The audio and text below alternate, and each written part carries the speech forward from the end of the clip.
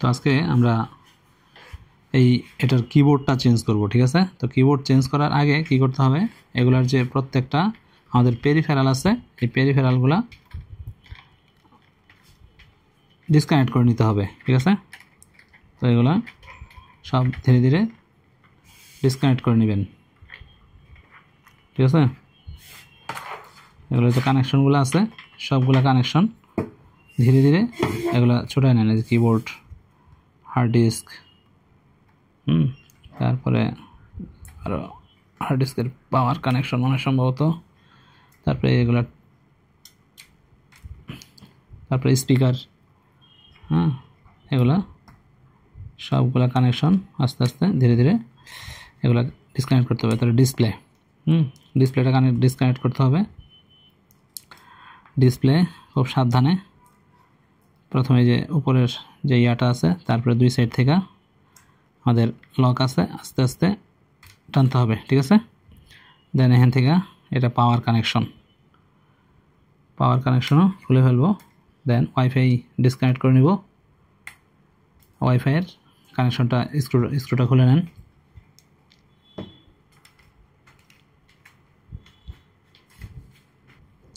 Screw খোলার ক্ষেত্রে একটা জিনিস খেয়াল করবেন, দেখেন মাদারবোর্ডের ভিতরে কোন কোন জায়গায় স্ক্রু আছে এটা আমরা কীভাবে বুঝবো, ঠিক আছে। দেখেন এখানে একটা তীর চিহ্ন দেওয়া আছে, তাই না? এখানে একটা তীর চিহ্ন দেওয়া আছে, তারপরে এই দেখেন এইখানে তীর চিহ্ন দেওয়া আছে, ঠিক আছে। যেখানে যেখানে তীর চিহ্ন দেওয়া আছে সেখানে হবে ইন্টারনাল স্ক্রু আছে, এই যে এইখানে, ঠিক আছে। এইখানে এই যে এইখানে তীর চিহ্ন দেওয়া আছে, সাদা তীর চিহ্ন দেওয়া আছে, মানে এখানে স্ক্রু বসবে, ঠিক আছে। সো এই স্ক্রুগুলো খোলেন।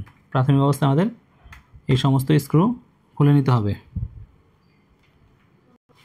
এখন স্ক্রু খোলা হলে আমরা জাস্ট দেখব যে মাদারবোর্ডটা ওঠে কিনা, ঠিক আছে। এই যে ফ্যানের কানেকশন আছে, ফ্যানের কানেকশনটাও খুলে নিতে হবে, ওকে। এখন আমরা দেখব সাবধানে, যে আর কোথাও কোনো প্রকার কানে যায়, এখানে পাওয়ারের কানেকশন রয়ে গেছে। আগে ফ্যানের কানেকশনটা আমরা খুলে নিই, ফ্যানটা খুলে নিই। এই যে ফ্যানের স্ক্রু আছে,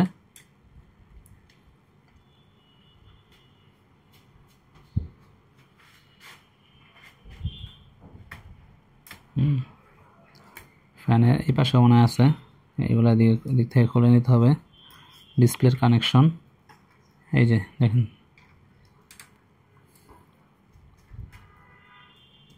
ওকে।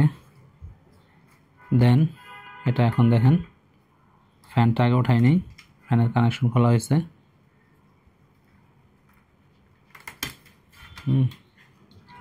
দেন এখন মাদারবোর্ডটা সব কিছু খোলা থাকলে সুন্দর করে উঠে আসবে, ঠিক আছে, ওকে। দেন আমরা এটার কিবোর্ডটা চেঞ্জ করব। তো আমাদের কিবোর্ডটা চেঞ্জ করার জন্য আদার্স যে কানেকশনগুলো আছে এগুলোও খুলতে হবে।